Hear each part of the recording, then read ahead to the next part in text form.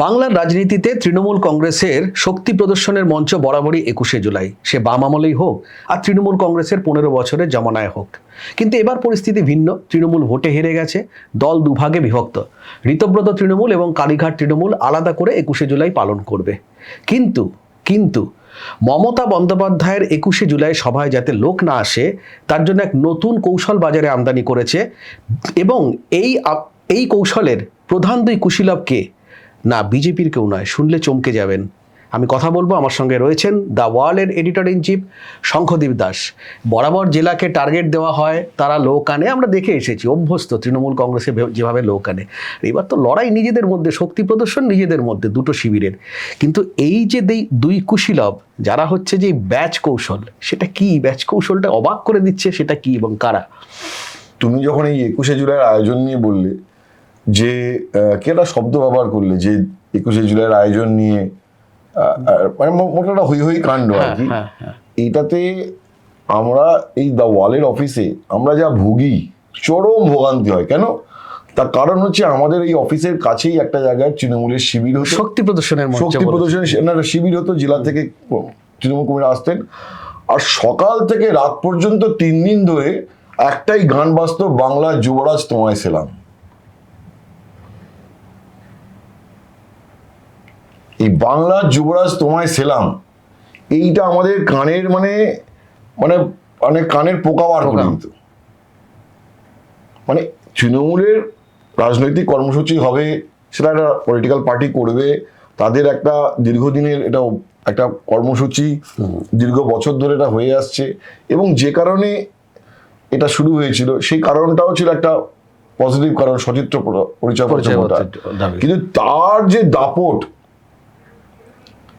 দাপটে এই যে বাংলার যুবরাজ তোমায় সেলাম নামে শহীদ দিবস, রে বাপ রে বাপ, এটা একটা ভয়ঙ্কর অত্যাচারের পর্ব ছিল। আমি খোলাখুলিই বলছি, আর এখন তো খোলাখুলি বলা যাবে বলেই মনে করা হচ্ছে। একদম। তো ঘটনা হচ্ছে যে ভেরি ইন্টারেস্টিং ফ্যাক্ট যেটা তুমি বললে, সেটা হচ্ছে যে 21শে জুলাইয়ের এবার দুটো সভা হচ্ছে, আসল তৃণমূল এবং কালীঘাট তৃণমূল, বা ঋতব্রত বন্দ্যোপাধ্যায় শিবিরের তৃণমূল এবং হচ্ছে কালীঘাট তৃণমূল। এবারে ঋতব্রত বন্দ্যোপাধ্যায় শিবির কি চাইছে? এটা এস্টাবলিশ করতে চাইছে যে দেখো আমরাই আসল তৃণমূল, এবং তৃণমূলের কর্মীরাই আমাদের সঙ্গে আছে। ঠিক। এবার ঋতব্রত বন্দ্যোপাধ্যায়, তিনি তো বামপন্থী নেতা ছিলেন, তিনি পরে তৃণমূলে আসেন। ফলে 21শে জুলাইয়ের কি করে আয়োজন হয় তার একটা পার্ট তিনি দেখেছেন। কিন্তু 21শে জুলাইয়ের যে দীর্ঘদিন ধরে যে আয়োজনের কৌশল, কে জানেন? ববি হাকিম, অরূপ বিশ্বাসরা জানেন। ঠিক।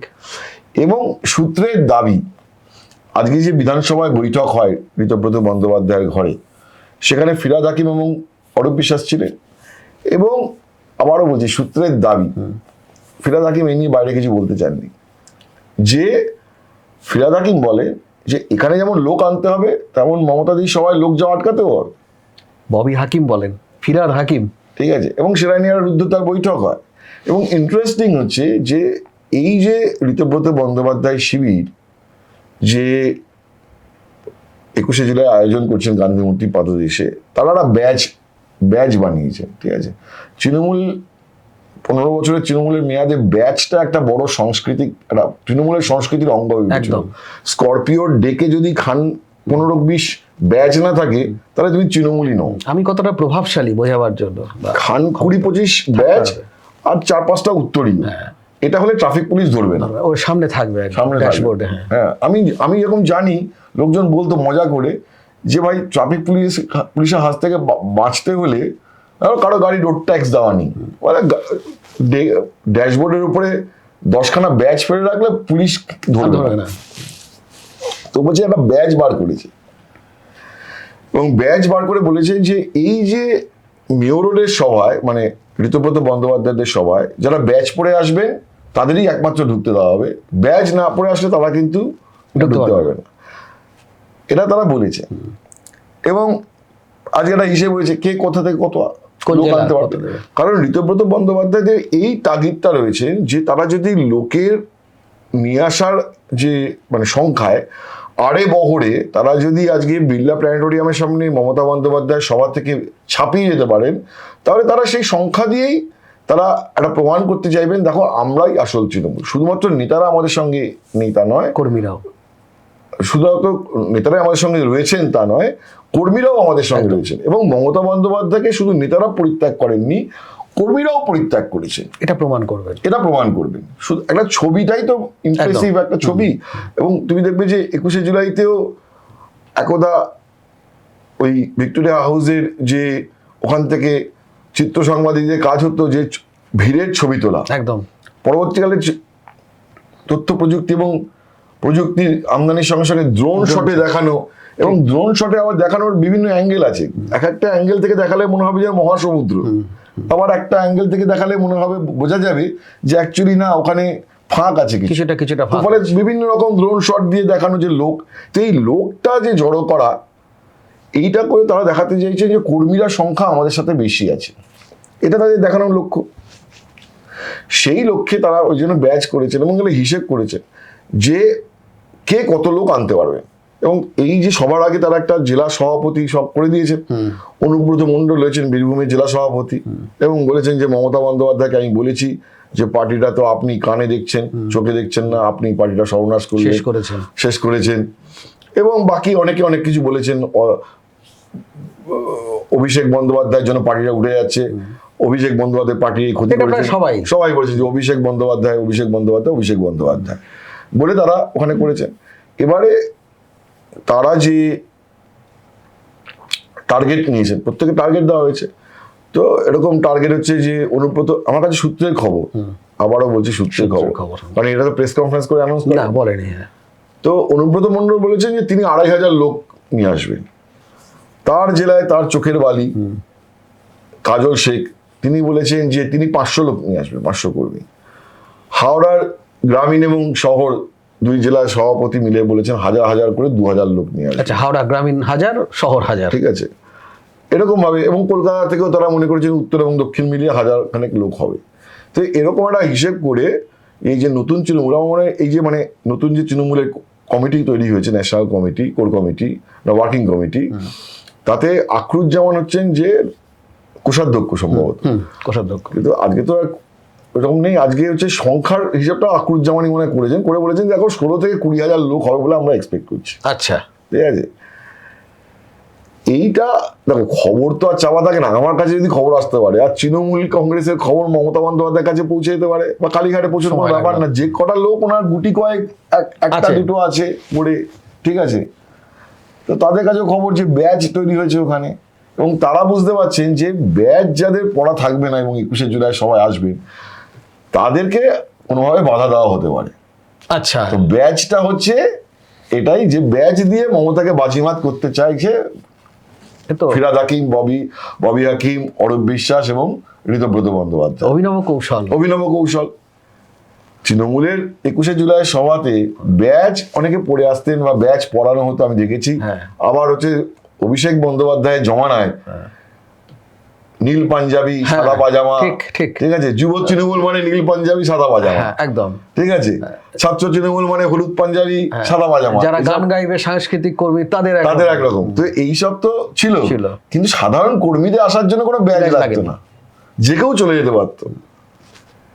তো এই যে ব্যাচ আনা, কালীঘাটের যে অংশ তৃণমূল মমতা বন্দ্যোপাধ্যায় শিবির, তারা মনে করছেন যে যারা ব্যাচ পড়ে আসবেন না, এই হাওড়া স্টেশন থেকে, শিয়ালদা স্টেশন থেকে যে এক দল বেঁধে আসছেন, তাদেরকে কোনোভাবে বাধা দেওয়া হতে পারে, তাদের আশঙ্কা, তাদের যে ব্যাচটা নেই তাদেরকে বাধা দেওয়া হতে পারে বলে তারা আশঙ্কা করছে। দেখো, দুটো সবার মাঝখানে ডিস্টেন্স তো পায়ে হেঁটে সোজা গেলে 2 কিলোমিটারও হবে না। একটা বিড়লা প্ল্যানেটোরিয়ামের সামনে, একটা হচ্ছে মেয়র রোডে গান্ধী মূর্তির সামনে। তো একই জায়গা থেকে সব একই পথ ধরে আসবে, একই রুট ধরে আসবে। ব্যাচ থাকা না থাকার উপরে একটা কিন্তু সেদিনকে একটা ধুন্ধুমার হতে পারে বলে আশঙ্কা করা হচ্ছে। বাট কি হয়েছে যে গোটা বিষয়টা এটাই প্রমাণ করার যে মমতা বন্দ্যোপাধ্যায়ের সঙ্গে লোক নেই। সত্যি মমতা বন্দ্যোপাধ্যায়ের সঙ্গে লোক নেই। তার কারণ হচ্ছে যে দেখো, তৃণমূলের যে 29 জন লোকসভার সাংসদ, রাজ্যসভা সাংসদের তো সে অর্থে লোকজন এরকম থাকে না, তো লোকসভার সাংসদ তাদের মধ্যে 20 জন তো চলে গেছে এনসিপিআইতে। জেলা সভাপতি ধরে ধরে যারা ছিলেন আর কি বিভিন্ন জেলায়, তারাও চলে গিয়েছেন ঋতব্রত বন্দ্যোপাধ্যায়ের শিবিরে। আর যারা যায়নি ফলে জেলাতে মমতা বন্দ্যোপাধ্যায়ের জন্য ঝান্ডা ধরার লোকই তো নেই, ঠিকই ঝান্ডা ধরার লোকই নেই। এবং সত্যি তো মমতা বন্দ্যোপাধ্যায়ের সঙ্গে কেউ নেই, মানে ধরো এই প্রবীণ নেতা শোভনদেব চট্টোপাধ্যায়, বিমান বন্দ্যোপাধ্যায় আর কুণাল ঘোষ, এই তো প্রমিনেন্ট তিনটে ফেসকে দেখতে পাচ্ছি, আর আলিফ আহমেদ আর অশোক দেব। এই সবাই প্রবীণ। তো এদেরকে তো লোকানোর কথা লোক আনতে পারবে, ঠিক আছে, তাদের যদি লোক থাকেও তারাই বা কজন সাহস করে আসতে পারবেন। তো কালীঘাটের যে তৃণমূলের যেটুকুনি পড়ে আছে, তাদের একটা বক্তব্য হচ্ছে যে 21শে জুলাই একটা সভা করে মমতা বন্দ্যোপাধ্যায় একটা মেসেজ দিচ্ছেন, এটা হচ্ছে ইম্পর্টেন্ট। এবং আজকের দিনে ফিজিক্যালি লোক জড়ো করা দরকার নেই, ফেসবুক লাইভ, ইউটিউব লাইভ এসব করলেই মোটামুটি লোকের কাছে পৌঁছে যায়। তো ফলে তৃণমূলকে যারা মন থেকে, মানে মমতা বন্দ্যোপাধ্যায়কে যারা এখনো মন থেকে সমর্থন করেন, তাদের কাছে পৌঁছানোর জন্য লোক জড়ো করার দরকার নেই, এবং মমতা বন্দ্যোপাধ্যায়কে কারোর সামনে নিজেকে প্রমাণ করারও দরকার নেই। তার ফলে তিনি যে বক্তৃতা দেবেন, সেটা ওই তার যে কটাই লোক থাকুন না কেন, তার বক্তৃতাটা মানুষের কাছে পৌঁছলেই হলো, এটা যে তাদের স্টাইল। কিন্তু এইটা তো ঋতব্রত বন্দ্যোপাধ্যায়রা বলে চুপ করে থাকতে পারে না, কারণ তাদেরকে অ্যাকচুয়ালি সাইজটাও দেখাতে হবে যে কত লোক আরে বহরে কতটা বড়। হ্যাঁ, তো বলে সেই দিক থেকেই তারা ওই দিনই বিকেলবেলা বলবেন যে দেখো আমরাই আসল তৃণমূল। এবং যে শহীদ পরিবার যাদেরকে নিয়ে আসা হতো 21শে জুলাই মঞ্চে, তাদেরকে ওই ঋতব্রত বন্দ্যোপাধ্যায় নিয়ে আসছেন। কারণ শহীদ পরিবারদের কারা নিয়ে আসতেন? জেলার নেতারা নিয়ে আসতেন, জেলার নেতারাই তো চলে গেছেন ওখানে। আর কালকে মমতা বন্দ্যোপাধ্যায় ফেসবুক লাইভে বলেছেন যে ওদেরকে ভয় দেখানো হচ্ছে শহীদ পরিবারদের। আমাকে তো কেউ বলেনি ভয় দেখানো হচ্ছে, বলে আমি এটা বলবো না। মমতা বন্দ্যোপাধ্যায় সত্যি এরকম হয়ে থাকে, যাদের ভয় দেখানো হচ্ছে তারা বলবেন, মানে কোথাও মমতা বন্দ্যোপাধ্যায় বলবেন। আমি তো অবজেক্টিভলি যেটুকুনি বলার বলবো। এবারে সাধারণ মানুষ প্রত্যেকেই বুঝতে পারছেন কি ঘটছে, কেন ঘটছে, ঠিক আছে। শুধুমাত্র আমরা কেন এলাম, যে আজকের যে আলোচনা, তার একটা দুটো ইন্টারেস্টিং ফ্যাক্ট আছে। একটা হচ্ছে যে তৃণমূল শিবিরের যে, মানে ঋতব্রত বন্দ্যোপাধ্যায় শিবিরের যে তৎপরতা, যে কত বেশি সংখ্যক লোক নিয়ে আসতে পারেন, এবং সেটার যে রেসপন্সিবিলিটি ভাগ করে দেওয়া, যে জেলাওয়ারি নেতাদের, যে তুমি 500 লোককে আনবে, আপনি 1000 লোককে আনবেন, উনি 2000 লোককে আনবেন, এরকম করে ভাগ করে দেওয়া, এটা একটা খাতা নিয়ে বসে অঙ্ক করা যায় কত লোক আসতে পারেন। আর দুই হচ্ছে যে মমতা বন্দ্যোপাধ্যায় সবাই যাতে লোক কর্মীরা না যান, সেই ব্যবস্থাটা করা যায়। এবং তাতে অন্যতম দুই কুশীলব মমতা বন্দ্যোপাধ্যায় একদা নবরত্ন সভার 2 রত্ন, মানে আমি কোনো ব্যান্টার করে বলছি না, যে মমতা বন্দ্যোপাধ্যায় সত্যি যদি কোনো নবরত্ন সভা একটা কাল্পনিক আমরা ভাবতে পারি, তাহলে তো সত্যিই সেখানে নবরত্ন সভা অলঙ্কৃত করেছিলেন ববি হাকিম, অরূপ বিশ্বাস, দেবাশিস কুমার, চন্দ্রিমা ভট্টাচার্য, এই দক্ষিণ কলকাতার নেতারা। সেখানে বাকিটা কেউ ঢুকতেও পারতেন না। এমনকি আজকে যিনি মুখ্যমন্ত্রী শুভেন্দু অধিকারী, তিনি যখন তৃণমূলে ছিলেন, তিনিও এই ধরনের সভাতে কখনো ওই রকম, তিনি অনেক কার্যকরী ছিলেন, 5খানা-6খানা জেলার দায়িত্ব সামলাতেন। এবং যেখানে আরো যে জেলার পর্যবেক্ষক ছিলেন ফিরহাদ হাকিম বা অরূপ বিশ্বাস, তারা জেলাতে যতবার যেতেন, যে জেলার দায়িত্বে ছিলেন, তার থেকে 100 গুণ বেশি জেলাতে, সেই জেলায় যেতেন শুভেন্দু অধিকারী, এবং কার্যকরী নেতা ছিলেন, সেই জেলায় ইলেকট্রাল সাকসেস এনে দিয়েছিলেন। কিন্তু তিনি মমতা বন্দ্যোপাধ্যায়ের পাশে কিন্তু সেই নবরত্ন সভায় সেভাবে কিন্তু তিনি জায়গা পাননি। এমনকি এই যে বিজিবিএস হতো, কোন বিজিবিএস এর মঞ্চে শুভেন্দু অধিকারীকে ডাকা হয়েছিল? চোখে মনেই পড়ে না, চোখে পড়ে। কিন্তু প্রতিটা বিজিবিএস এ তুমি অরূপ বিশ্বাস, চন্দ্রিমা ভট্টাচার্য, ফিরহাদ হাকিমকে দেখেছো। ইন্টারেস্টিং এটাই যে আজকে ওই যে মেয়রের সভায় লোক আনা এবং মমতা বন্দ্যোপাধ্যায় সবাই যাতে কত কর্মী সংখ্যা কম যান, সেই যে প্ল্যান কষাতে দুজন যে ক্যারেক্টার, তাই দুজন ক্যারেক্টার হচ্ছেন ফিরহাদ হাকিম এবং অরূপ বিশ্বাস। এবং সম্ভবত এটা দুজন কম করে না খুব বেনিফিশিয়ারি ছিলেন মমতা বন্দ্যোপাধ্যায়ের সঙ্গে। তুমি যেটা বললে এখন, মানে সমস্ত মন্ত্রিত্ব, ভালো ভালো দপ্তর, মেয়র, সাংগঠনিকভাবে বিভিন্ন জেলার দায়িত্বে, এই কারণেই তো অভিষেকের সঙ্গে সংঘাত। অভিষেক বন্দ্যোপাধ্যায় 21 ভোটের পরে কি বলেছিলেন? 1 ব্যক্তি 1 পদ। ঠিক। তাহলে 1 ব্যক্তি 1 পদ হলে তৎকালীন সময়ে যে ফিরহাদ হাকিমের পুরমন্ত্রী প্লাস আরো একটা কি মন্ত্রী ছিলেন এই মুহূর্তে আমার মনে পড়ছে না। পুনর্বাসনের সঙ্গে আরো একটা ছিল। হ্যাঁ, তো এই যে একাধিক দপ্তর মন্ত্রক, এইটা নিয়ে তো আপত্তি ছিল। তখন ফিরহাদ হাকিম কি বলেছিলেন যে দিদি আমাকে বলেননি এই কথা, দিদি অন্ত প্রাণ ছিলেন, দিদি আমাকে এই কথা বলেননি। তখন ফিরহাদ হাকিম আশ্রয় নিয়েছিলেন কালীঘাটের কাছে, দিদি ক্যামাক স্ট্রিটের কাছে নয় কিন্তু। নয়, ঠিকই। এবং মমতা বন্দ্যোপাধ্যায় আশ্রয় দিয়ে বলেছিলেন যে না, ববি হাকিমের যে পথ থাকবে। তো অভিষেকের সাথে সংঘাতের জায়গা তো ওইখানেই ছিল, একেবারে এক ব্যক্তি এক পদ। যে অভিষেক বলেছিলেন যে পার্টি বড় হয়েছে, সুতরাং পার্টিতে নিচের তলার মানুষ সেকেন্ড জেনারেশন থার্ড জেনারেশনের অ্যাসপিরেশন তৈরি হয়েছে, তাদেরকে তো জায়গা দিতে হবে। তাহলে একই ব্যক্তি যদি একাধিক পদ আগলে থাকেন, তাহলে তো নিচের তলা কেউ উঠতেই পারবেন না। তো ফলে সেই সময় মমতা বন্দ্যোপাধ্যায় যাদেরকে আশ্রয় দিয়েছিলেন, বড় করেছেন, তারা আজকে যে এই যে মানে কৌশল সাজাতে বসেছেন, এইটা আজকে আমার মনে হচ্ছে ইন্টারেস্টিং পয়েন্ট। সত্যি তাই।